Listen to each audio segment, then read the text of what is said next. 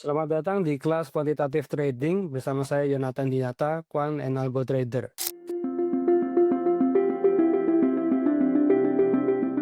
Video kali ini saya akan menjelaskan kenapa saya beralih dari trading manual menjadi algo trader atau quant trader. Dulu di 2017 saya trading manual itu lumayan sering dan cukup aktif dan untung terus karena bull market kan.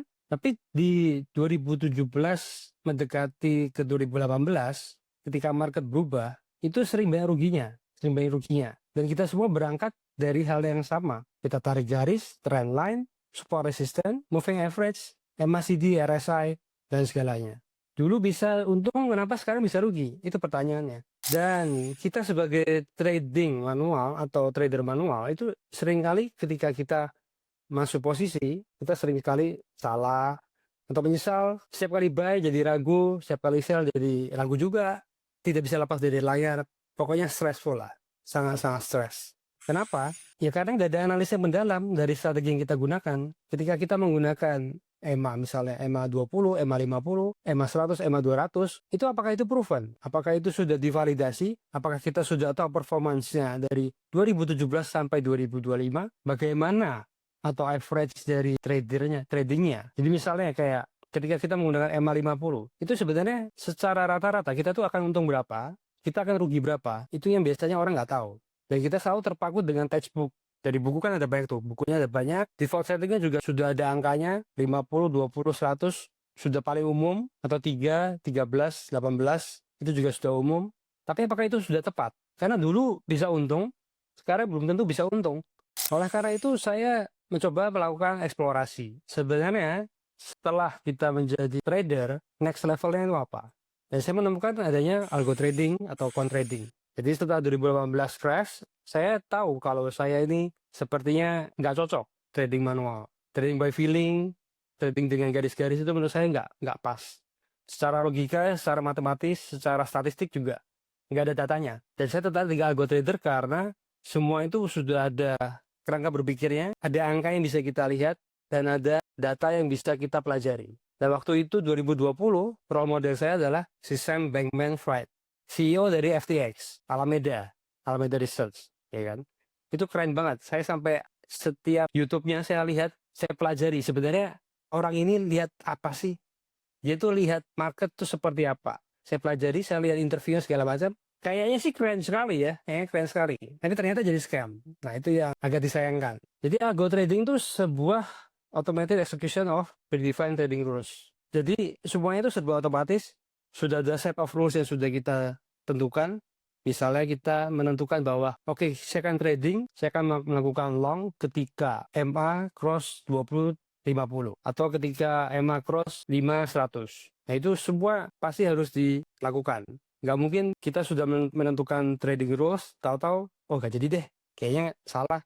Nggak bisa begitu. Makanya algo ini sebuah praktek yang sangat disiplin. Lalu kalau quant trading itu adalah lanjutannya dari algo trading. Jadi saya melihat quant trading ini lebih ke dia analisa yang lebih dalam. Kita akan melihat banyak sekali metrik seperti rolling metric, Sortino rasio, SQN, banyak macam, banyak sekali, sampai pusing sendiri. Dan tools yang kita gunakan adalah TradingView. Karena waktu itu saya pakai TradingView dan kebetulan saya lihat di bawahnya itu ada PineScript dan ternyata kok seperti ada code-nya, source code. Saya coba-coba lihat, ternyata di situ kita bisa membuat suatu indikator dan strategi backtest. Dari situlah titik pertama saya melangkah ke dunia algo dan quant trading. Nah di 2018 sampai 2025 itu menurut saya praktisi untuk PineScript cukup sedikit. Jadi yang satu-satunya hal yang bisa saya lakukan adalah ATM. Amati, tiru, dan modifikasi. Jadi saya akan melihat semua script yang ada di TradingView. Saya lihat contoh-contohnya. Saya pelajari struktur dari code-nya. Lalu saya melihat secara logika ini bagaimana cara kerjanya. Dan apakah ini bisa masuk akal menurut saya. Lalu saya trial error, saya menggunakan banyak sekali kombinasi, misalnya seperti MACD digabungkan dengan RSI, EMA dengan MACD, RSI dengan VWAP, banyak sekali. Jadi saya trial error terus mana yang kira-kira cocok untuk saya. Dan kebetulan karena saya seorang trader, jadi cukup mudah untuk saya membuat sebuah trading idea yang ingin saya tes dan saya develop menjadi algo trader. Dan community ghosting Community ghosting juga agak susah sih. Jadi karena saya belajar sendiri, otomatis saya cuma lihat dari source code. Setelah saya lihat dari source code, kalau saya bingung, harusnya kan tanya orang ya, tanya orang, tapi ternyata agak susah. Karena ketika saya tanya, ketimpa dengan pertanyaan yang lain. Jadi tumpang tindih terus. Jadi satu-satunya hal yang bisa saya lakukan adalah saya akan cari kata kuncinya. Jadi misalnya saya agak bingung di soal misalnya repainting. Saya cari tuh repainting di Telegram grup, namanya kalau nggak salah dulu Paint Corder. Saya cari tuh semua orang yang menanyakan tentang repainting. Saya lihat semua pertanyaannya, saya lihat juga solusinya. Ya udah saya coba-coba sendiri. Waktu itu belum ada AI, jadi agak repot tuh nyoba-nyoba, begitu salah, aduh ini gimana nih? Ya gitu-gitulah. Jadi agak tricky. Dan lanjut, setelah mencoba banyak hal, akhirnya di 2021 saya menemukan aha moment, di mana saya pikir saya telah mendapatkan holy grail, sampai-sampai saya melakukan leverage yang terlalu besar. Jadi waktu itu kesalahannya adalah saya menggunakan chart yang namanya Renko di TradingView. Dan itu repaintingnya parah banget. Dan nggak bisa dilakukan, nggak bisa dipakai. Lalu juga di 2021 saya pakai namanya VWAP. Saya sering ulas dulu di Twitter, namanya VWAP 350 sampai membekas ini sampai sekarang. Jadi di algo VWAP 350 ini saya pikir saya telah menemukan yang namanya Holy Grail. Jadi ini bagus banget. Secara performance dari 2017 sampai 2021 itu luar biasa. Sampai-sampai di 2021 April Mei itu ketika market lagi crash, ini strategi cukup bagus, nggak banyak rugi. Jadi menurutku kayak wah ini bisa nih kayaknya, bisa saya pakai nih. Dan karena terlalu percaya diri, saya pakai leverage yang terlalu tinggi, kalau nggak salah sampai 4 sampai 6 kali.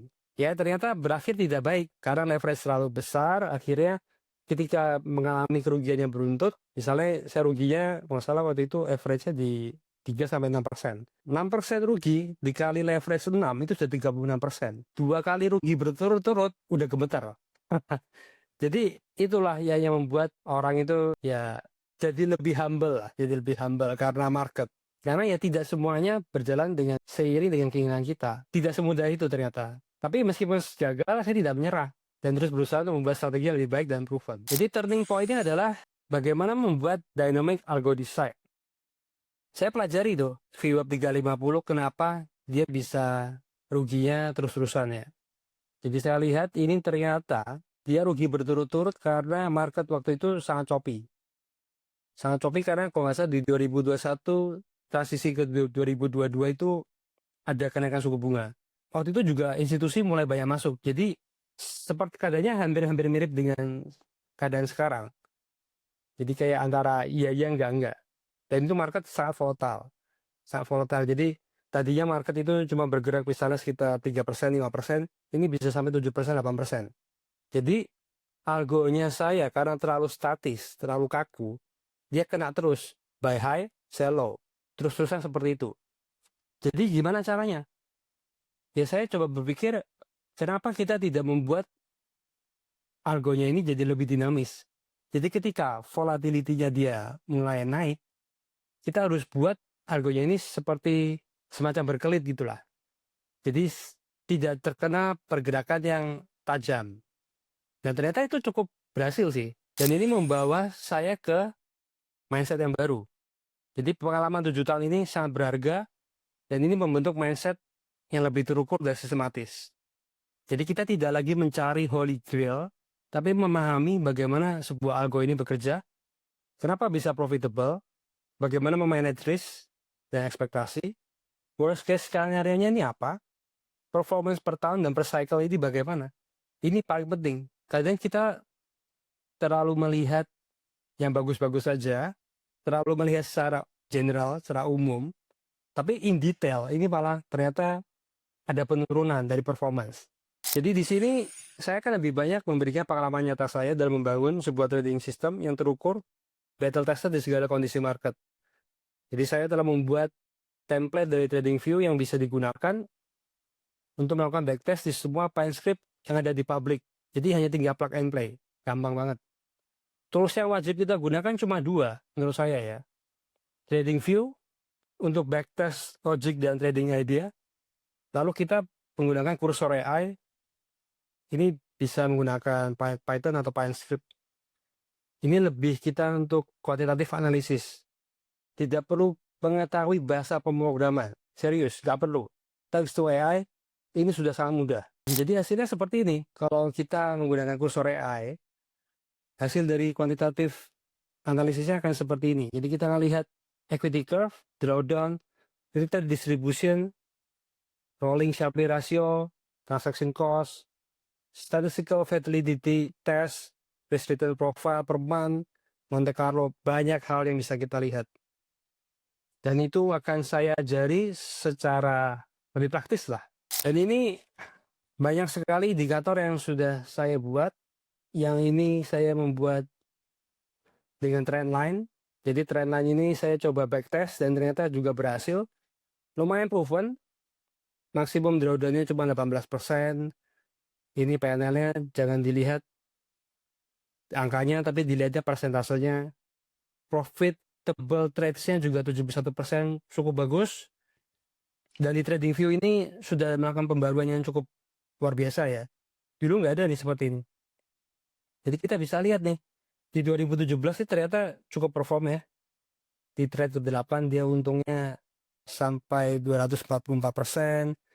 Lalu di sini kita bisa lihat juga untungnya juga tajam sekali 1.800% dan seterusnya. Jadi kita akan melihat secara historical performance dari tahun ke tahun. Lalu kita juga bisa melihat juga drawdown-nya. Ini saya tunjukkan sekilas. Yang ini masih pakai trend line, tapi di perso maksimum drawdown ini cukup besar nih, 46%. Tapi ada sebabnya. Nanti kita bahas lebih lanjut. Nah, kalau dulu saya sering pakai total 3 untuk melihat all season. Jadi sekarang saya coba pakai di trend line ini. Sebenarnya lebih bagus dan dia lebih reaktif ya. Lebih reaktif terutama menghadapi gejolak market. Dan maksimum drawdown cuma 12%. Jadi kalau kita mau lihat apakah ini sudah waktunya all season, ya sebenarnya bisa juga. Jadi di tanggal 8 September ini sebenarnya kita beli auto sudah bisa untung. Ya ini yang saya sering ngomong, SMC, apa namanya dulu, Super Science Cycle. Nah ini saya pakainya ini. SMC ini sebenarnya terinspirasi dari satu kelas yang cukup fenomenal, di mana dia selalu menggunakan SMC, dan saya lihat ini sebenarnya apa sih, bisa di backtest atau enggak, ya ternyata cukup bagus. Meskipun kita ada melihat kombonya ya. Jadi di sini itu kombonya cukup banyak sih. Sudah pernah saya ulas juga di Twitter. Sebentar. Ups. Oke, ini scriptnya. Biasanya logiknya ada di paling bawah. Nah ini. Jadi selalu saya lihat alat conditionnya. Jadi ini ada banyak ya kombonya. Ada internal bullish break of structure, internal bullish change of character, dan lain-lain. Kita mau pakai kombinasinya seperti apa? Kan nggak mungkin kamu bilang, oh semuanya kita pakai. Ya caranya membuktikannya gimana? Statistiknya seperti apa? Kalau nggak bisa ya percuma, jadi sampah. Nah itu yang paling saya tekankan. Jadi indikator itu keren, bagus. Tapi bisa dipakai atau enggak? Bisa dipakai atau enggak, dan menurut data itu berbicaranya seperti apa? Kita akan lebih banyak bahas soal algo versi saya. Jadi nggak bisa kita bilang, oh ini tidak baku. Ya tidak baku karena saya orangnya sangat praktikal. Jadi saya ingin cari apa, saya butuhnya metrik apa, baru saya cari. Kalau enggak, percuma kita belajar teori panjang lebar, ya nggak proven. Yang ada malah nggak akan ke deploy. Nah, end goal dari saya memberikan materi ini atau kuantitatif trading ini, goalnya adalah supaya minimal teman-teman itu tertarik dulu. Kalau ini mudah, bisa dilakukan, dan nggak perlu banyak belajar programming dari 0 sampai 10, dari A sampai Z, nggak perlu. Yang penting kita lebih coba untuk mencoba membuat, cara membuatnya seperti apa, baru kita learning by doing, seperti itu. Karena saya dulu juga learning by doing, nggak perlu sampai harus ambil kursus lah segala macam, nggak perlu, karena ini lebih ke cara berpikir aja. Nah, ini di video berikutnya saya akan sharing bagaimana cara berpikir saya melakukan backtest sampai kita live deploy strateginya. Thank you.